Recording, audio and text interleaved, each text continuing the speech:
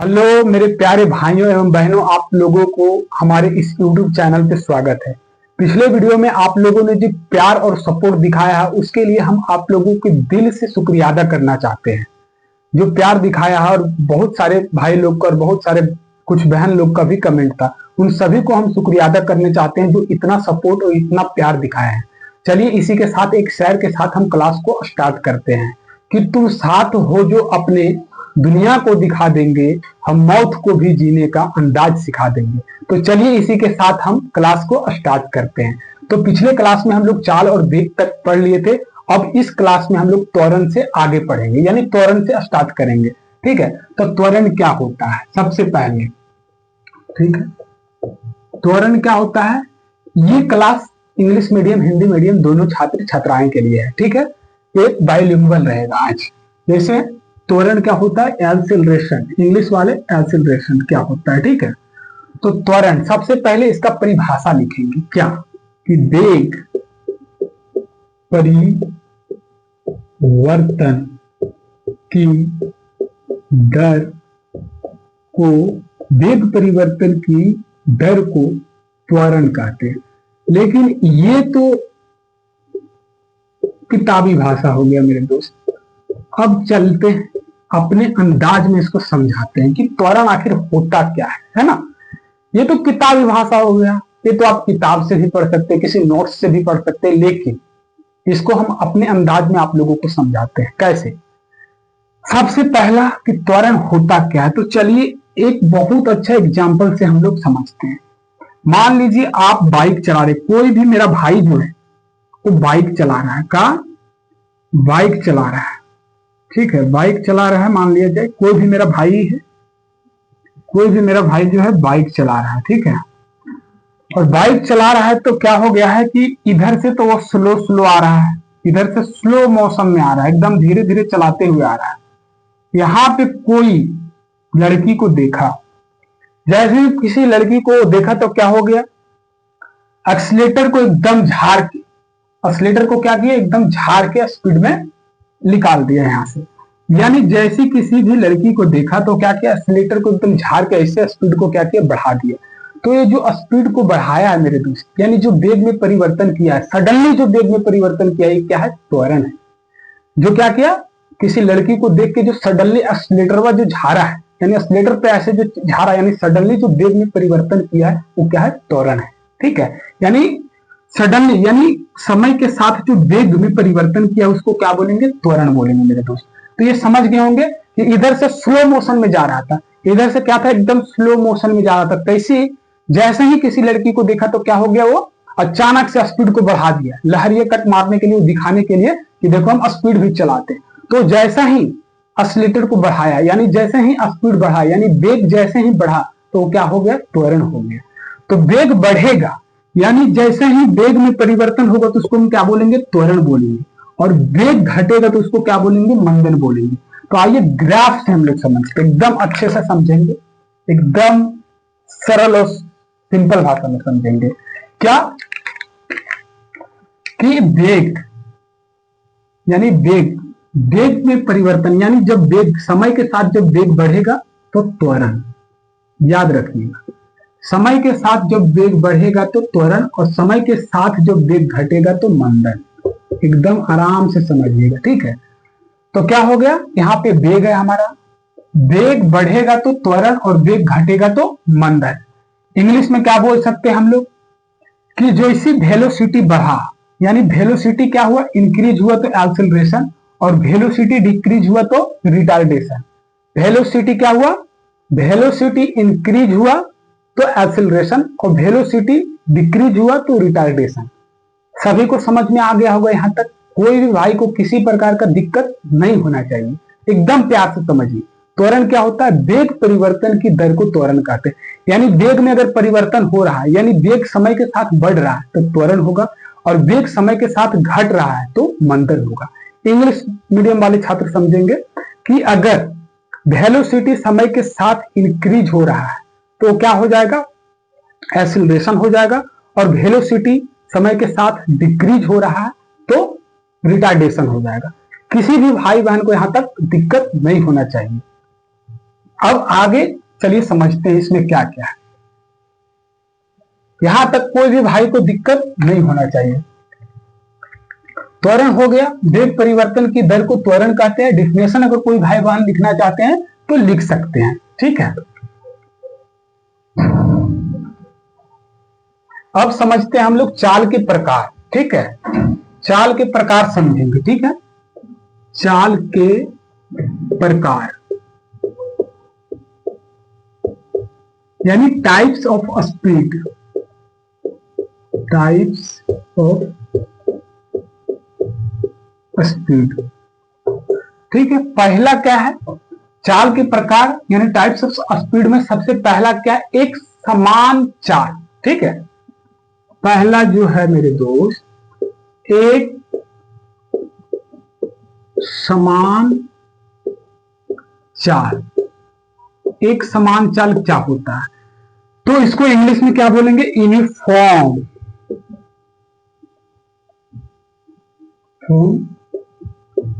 Speed, uniform speed बोलेंगे।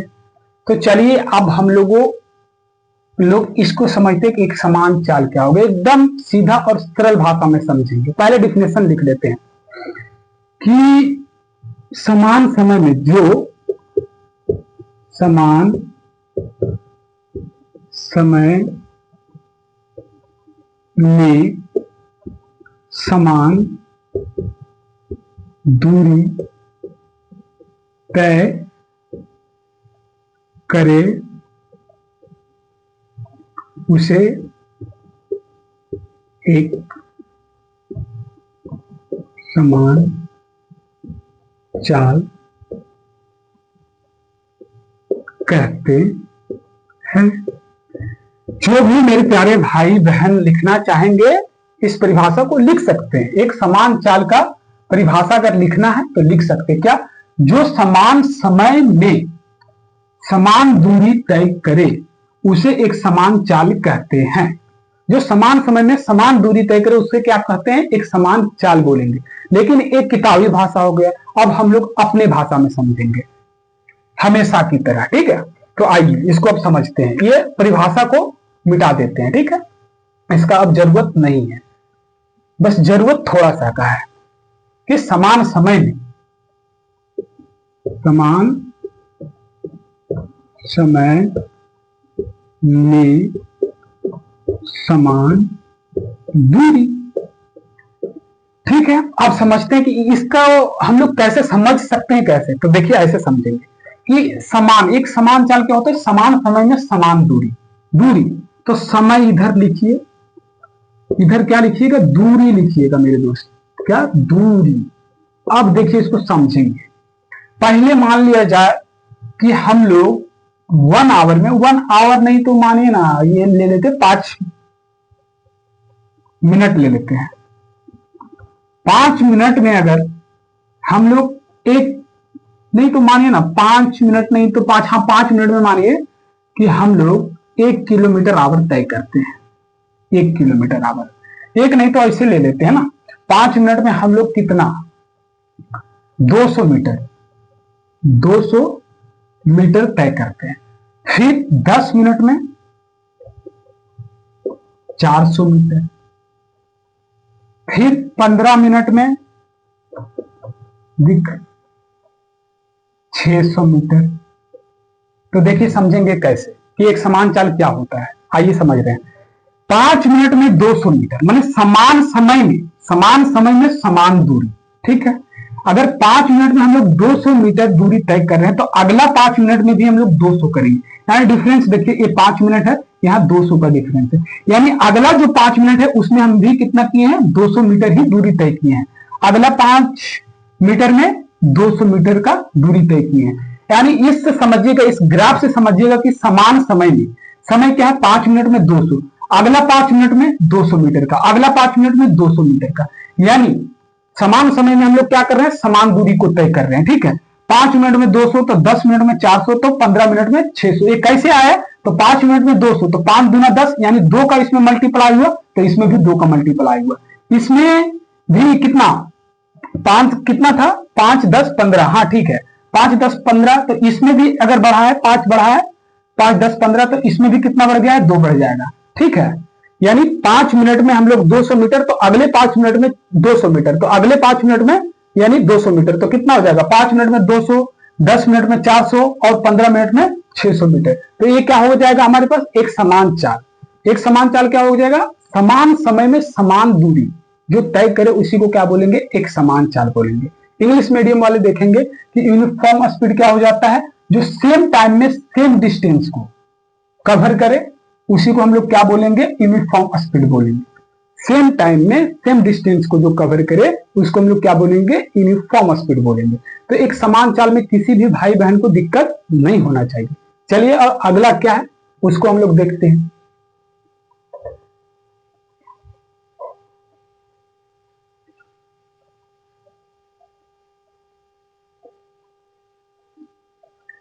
पहला तो हम लोग समझ गए एक समान चाल।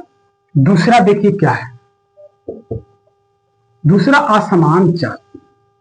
असमान चाल, नॉन यूनिफॉर्म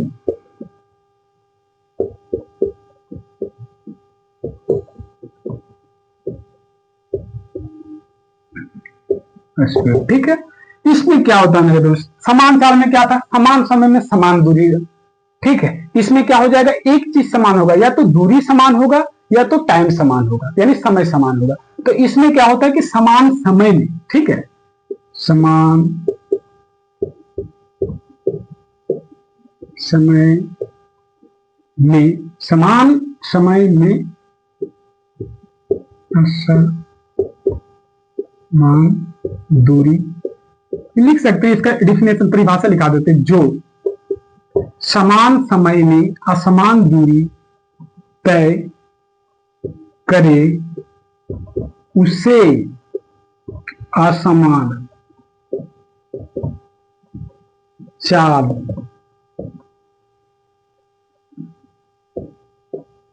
कहते हैं। जो भी मेरे प्यारे भाई और बहन परिभाषा को लिखना चाहते हैं लिख सकते हैं एकदम प्यार से। ठीक है, जो भी लिखना चाहते हैं लिख लीजिए, उसके बाद हम समझाएंगे इसको। तो क्या हो जाता है, असमान चाल क्या होता है, जो समान समय में असमान दूरी तय करे उसे असमान चाल कहते हैं। ये तो किताबी भाषा हो गया, अभी तो हम अपने भाषा में समझाएं कहाँ है। चलिए आइए अब हम अपनी भाषा में समझाते हैं। तो इसको अब मिटा दीजिए, इसका अब जरूरत नहीं है, इस डिफिनेशन को, समान समय में असमान दूरी, बस इतना रहने दीजिए, बाकियों को मिटा दीजिए ऐसा। ठीक है, तो आप अपना कॉपी में मत मिटाइएगा, कॉपी में लिखे रहने दीजिए। ठीक है, ये हम समझाने के लिए इतना छोड़ दे रहे हैं आपको कि समान समय में असमान दूरी जो तय करेगा उसको क्या बोलेंगे, असमान चाल बोलेंगे। देखिए कैसे, अगर यहां हम 2 मिनट में 100 मीटर दूरी तय कर रहे हैं, यहां देखिए समय लिखिएगा, इस चीज को भूलिएगा मत, यहां समय यहां दूरी। ठीक है, यहां ग्राफ बना दीजिए। 2 मीटर में यानी 2 मिनट में, मिनट है ये, ठीक है, मीटर नहीं है, 2 मिनट में 100 मीटर दूरी हम लोग ट्रेवल कर रहे हैं। तो अगला 2 मिनट में, यानी यहां से जब 2 मिनट बढ़ेंगे यानी 4 मिनट में कितना होना चाहिए था, 200 मीटर होना चाहिए था, लेकिन ऐसा इसमें नहीं होगा। क्यों, क्योंकि समय तो समान रहेगा लेकिन दूरी समान नहीं रहेगा। क्योंकि यहाँ पे अगर 4 मिनट है तो यहां मान लीजिए हम लोग 400 भी ट्रेवल कर सकते हैं, 400 मीटर भी कर सकते हैं, 300 मीटर कर सकते हैं। यही तो खासियत है असमान चाल में। जरूरी नहीं है कि 2 मिनट में अगर 100 मीटर की है तो अगला 2 मिनट में भी हम 100 मीटर दूरी कवर करेंगे, नहीं, ज्यादा भी कर सकते हैं, कम भी कर सकते हैं। असमान दूरी का मतलब यही हुआ। जैसे कैसे समझिए, यहां समझिएगा, यहां कि मान लीजिए हम यहां 2 मिनट में हम 200 मीटर दूरी तय कर रहे थे, 2 मिनट में 100 मीटर दूरी तय कर रहे थे, 100 मीटर। कब, जब रोड हमारा फाका था। मान लीजिए अगला 2 मिनट में हम जाम में फंस गए। जाम में फंसने का मतलब हमारा गाड़ी स्लो हो गया, तो गाड़ी स्लो हो गया, मान लीजिए 5 मिनट तक जाम में ही रह गए, तो 100 मीटर हम दूरी कैसे डिस्टेंस कर पाएंगे, नहीं कर पाएंगे। 100 मीटर हम कवर कैसे कर पाएंगे, नहीं कर पाएंगे। तो ये हो गया क्या, असमान चाल हो गया। जो समान समय में असमान दूरी को तय करे वो क्या हो जाएगा, हमारे पास असमान चाल हो जाएगा। ठीक है, इसका अगला कंसेप्ट क्या है, यहां तक समझ गए होंगे सब। ठीक है, यहां तक समझ गए होंगे हमारे प्यारे भाई और बहन, सभी लोग यहां तक समझ गए होंगे। अब तीसरा क्या है, तत्क्षणिक चाल। आइए इसको समझते हैं। तीसरा क्या है, तक्षणिक चाल। तक्षणिक चाल कहने का मतलब इंग्लिश वाले देखेंगे इंस्टैंटेनियस स्पीड। इसमें क्या होता है, एक क्षण में चला गया जो चाल उसको तक्षणिक चाल कहते हैं। एक क्षण का मतलब समझ रहे हैं क्या, सडनली, सडनली चाल हुआ और बंद हो गया। मतलब क्या, नौसिखिया बाइक, मतलब ना जो नया नया बाइक सीखता है उसको देखते हैं क्या करता है, मन बुद्धि को क्या करता है, वो गाड़ी तो पहले चाबी दे देगा और हदर बदर में क्या करेगा, गियरे में गाड़ी को स्टार्ट कर देगा। जो गियरे में गाड़ी को स्टार्ट करता है क्या होता है, क्षण से ऐसे एकदम तुरंत गाड़ी क्या होता है, थोड़ा सा आगे बढ़ता बंद हो जाता है, धूप से आगे बढ़ाओ बंद हो जाएगा। तो ये हो गया तक्षणिक चाल, यानी एक सेकेंड में, एक क्षण में जो चली गई चाल वही हो गया तक्षणिक चाल। समझ गए। नौसिखिया बाइक यानी जितने भी नया नया ड्राइवर बनते हैं, नया नया मोटरसाइकिल जब सीखने जाते हैं तो देखिएगा वही करेगा, चाबी दे के और गियरे में क्या करता है, मोटरसाइकिल को स्टार्ट कर देता है, समझे। और गियरे को मोटरसाइकिल का स्टार्ट करता है क्या होता है, थूक से ऐसे आगे गया बंद, यानी एक क्षण में जो चली गई चाल, यानी एक क्षण में सडनली चल के बंद हो गया, उसको तक्षणिक चाल कहते हैं। एकदम क्लियर, जो एक क्षण में चली गई चाल उसको क्या बोलेंगे, तक्षणिक चाल बोलेंगे, समझ गए। तो नौसिखिया बाइक जितने भी देखेंगे आसपास में नौसिखिया बाइक है, जो नया नया सीख रहे हैं उससे साइड रहिएगा, समझ गए ना। तो इसका परिभाषा अगर लिखना चाहे तो लिख सकते हैं, तक्षणिक चाल का मतलब इंस्टेंटेनियस स्पीड हो जाएगा, एक क्षण पर चला गया चाल, ठीक है।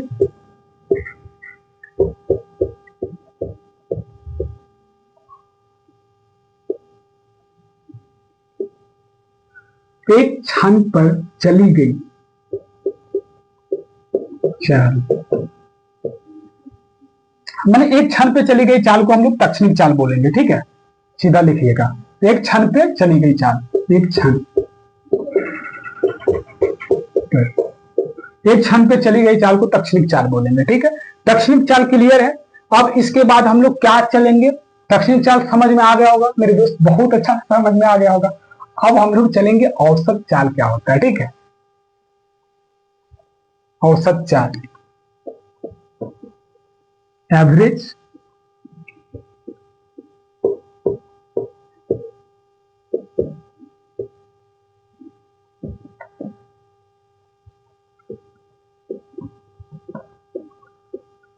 एवरेज स्पीड, ये तो और इजी है।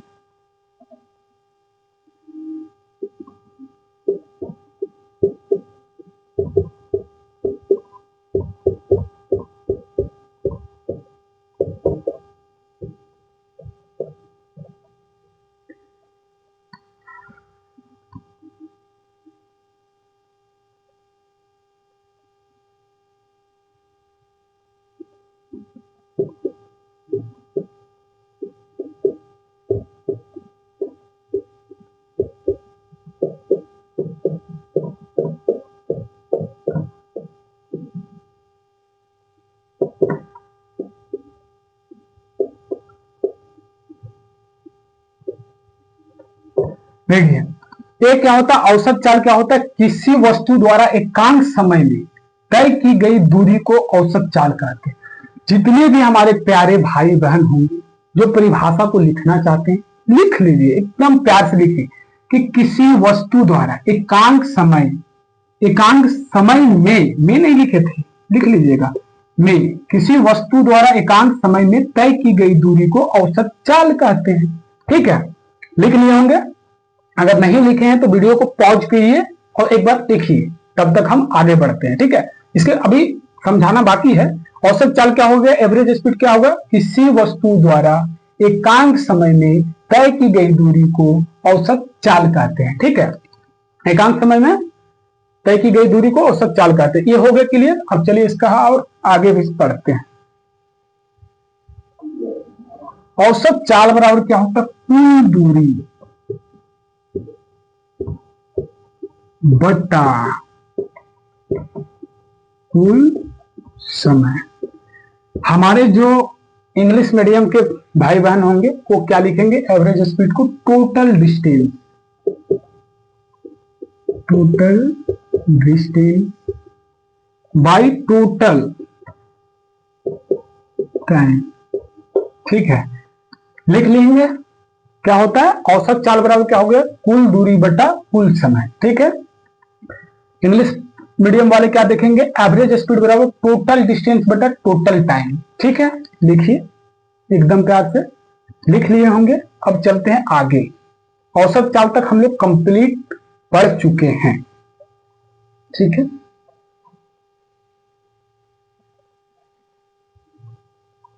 चाल के 4 ही प्रकार था मेरे दोस्त। अब आइए शुरू से लेके एक बार रिवीजन कर देते हैं जो हम लोग पढ़े हैं उस चीज को। उसके बाद अगर समय बचा तो हम लोग क्या करेंगे, फिर थोड़ा सा आगे पढ़ लेंगे। तो सबसे पहला हम लोग इस क्लास में क्या पढ़े थे, त्वरण पढ़े थे। त्वरण का मतलब क्या होता है, वेग परिवर्तन की दर को त्वरण कहते हैं। कैसे सर, वेग परिवर्तन की दर, दर का मतलब तो बताए थे पिछला क्लास में कि दर का मतलब ही होता है समय से भाग देना। ठीक है, दर का मतलब क्या होता है, समय से भाग देना।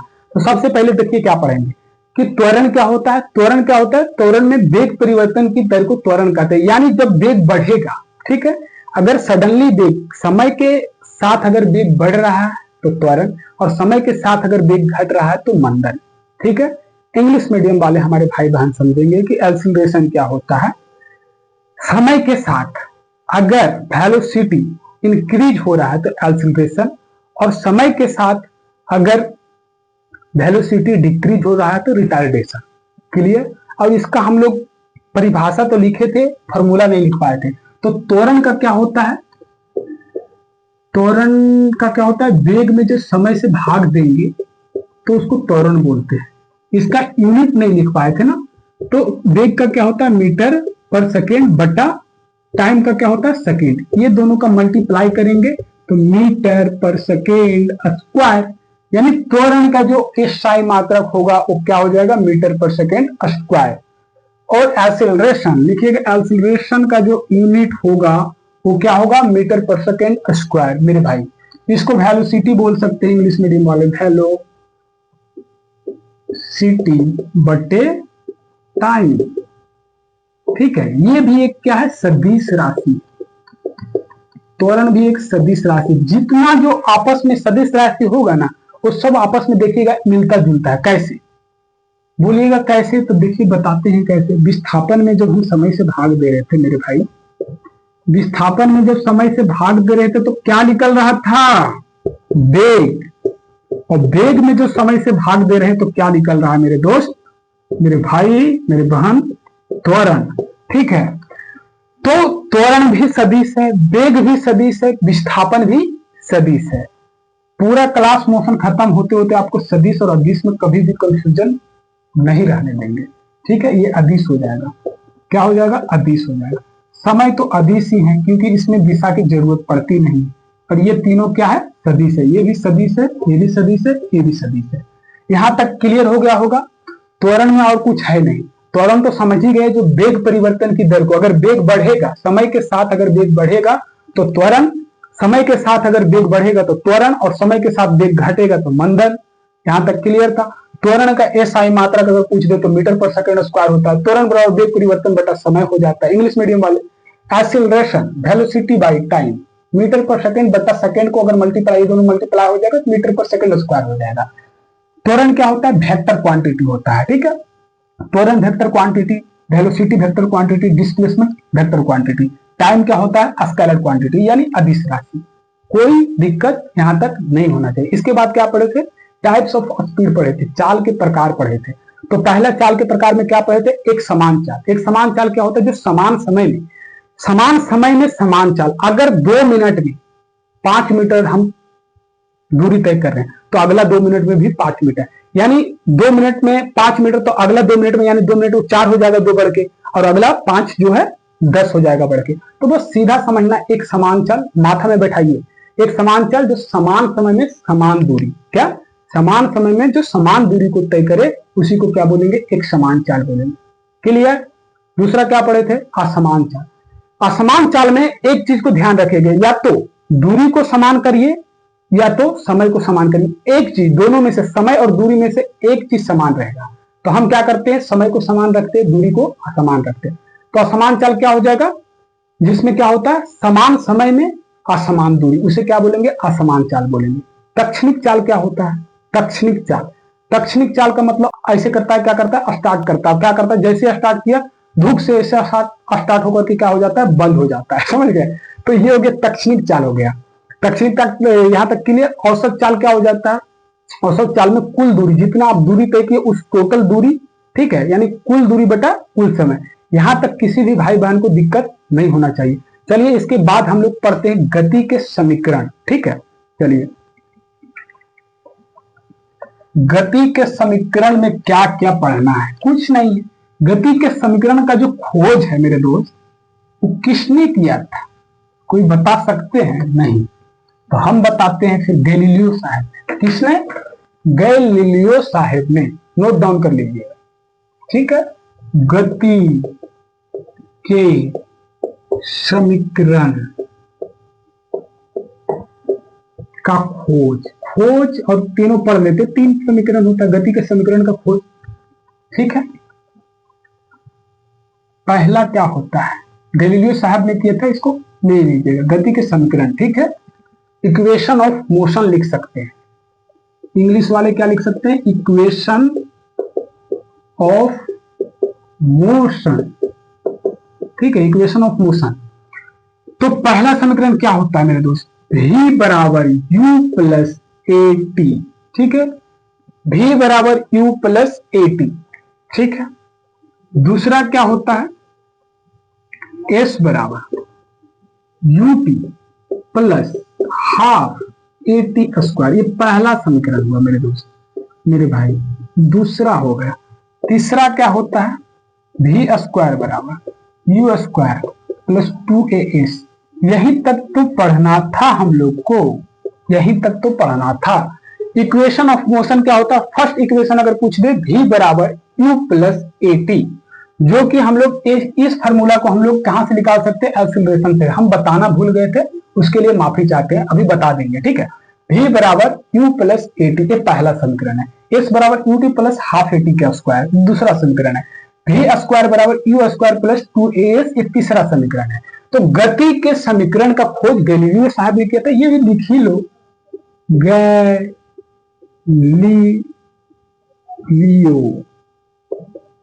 गैलीलियो साहब ने, ठीक है, ये लिख लीजिएगा।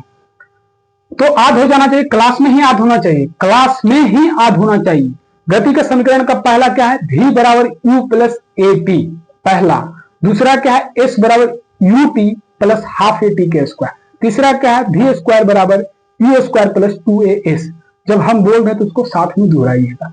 पहला समीकरण v बराबर u प्लस ए टी, दूसरा समीकरण s बराबर U T plus half A T का स्क्वायर, तीसरा समीकरण v स्क्वायर बराबर यू स्क्वायर प्लस 2as। इसको एकदम याद कर लीजिए, दिमाग में एकदम सेट कर लीजिए। खोज किसने किया था, गैलीलियो साहब ने किया था। किसी मेरे भाई बहन को दिक्कत नहीं होना चाहिए। बाकी अगर संबंध का बात है तो आप लोग को उतना डीपली पढ़ना नहीं, लेकिन बता देंगे नेक्स्ट क्लास में कि ये पहला समीकरण का संबंध किसके किसके बीच होता है। तो ऐसे भी बता सकते हैं, वेग और समय, स्थिति और समय, और ये क्या है, वेग और समय। ये इतना डीपली आप लोग को जाना नहीं है, लेकिन फिर भी अगर पूछ दे कि पहला समीकरण किसके किसके बीच का संबंध को बताता है, तो ये वेग है, वेलोसिटी, यानी वेग को हम लोग भी से किसको, वेलोसिटी यानी वेग को डिनोट करते हैं। तो पहला जो हो जाएगा किसके किसके बीच का हो जाएगा, वेग और समय के बीच। दूसरा क्या हो जाएगा, ये विस्थापन को हम लोग स्थिति बोलते हैं, ठीक है, यानी एस का मतलब स्थिति होता है, पोजीशन, ठीक है, एस यानी स्थिति और समय के बीच। दूसरा क्या हो जाएगा, वेग और स्थिति के बीच। यहां तक क्लियर हो जाना चाहिए। चलिए आगे हम लोग थोड़ा सा अब उसको क्लियर कर देते हैं, हम भूल गए थे वहां बताना आप लोगों को त्वरण में, ठीक है। लिख लीजिएगा त्वरण में क्या, अंतिम वेग माइनस प्रारंभिक वेग बटा समय। ये फॉर्मूला को हम नहीं लिखवाए थे मेरे भाई, इसके लिए माफी चाहते हैं। बाकी एक्सेलरेशन यहाँ इंग्लिश मीडियम वाले भी लिख लेंगे। एक्सेलरेशन फाइनल वेलोसिटी, क्या, final velocity minus initial velocity, initial velocity बटा टाइम, ठीक है। ये फॉर्मूला हम नहीं लिखवा पाए थे। और एक्सीलरेशन यानी त्वरण को हम लोग ए से डिनोट करते हैं। तो वो जो फॉर्मूला देखे थे पहला v बराबर u प्लस at यही से बन जाएगा। देखिए a बराबर क्या लिख सकते हैं, अंतिम वेग को हम लोग v से डिनोट करते हैं, प्रारंभिक वेग को हम लोग u से डिनोट करते हैं और टाइम को हम लोग t से डिनोट करते हैं। तो क्या निकलेगा v माइनस u बट्टा t। अब देखिए इसको कैसे बनाएंगे, ए टी को इधर ले आएंगे तो ए टी क्या हो जाएगा, मल्टीप्लाई हो जाएगा, ए टी बराबर क्या हो जाएगा v माइनस यू।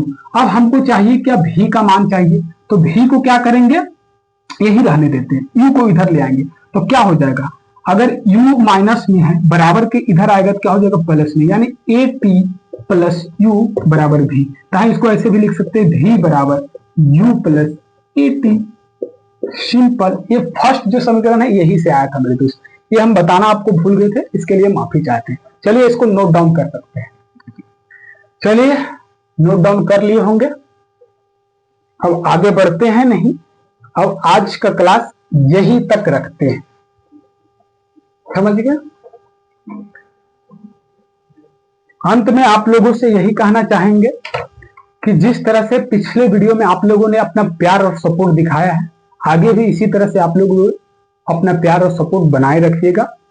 बाकी चलिए इस क्लास को एक शेर के साथ खत्म करते हैं कि असूलों पे जो आंच आए तो टकराना जरूरी है, जो जिंदा हो तो जिंदा नजर आना जरूरी है।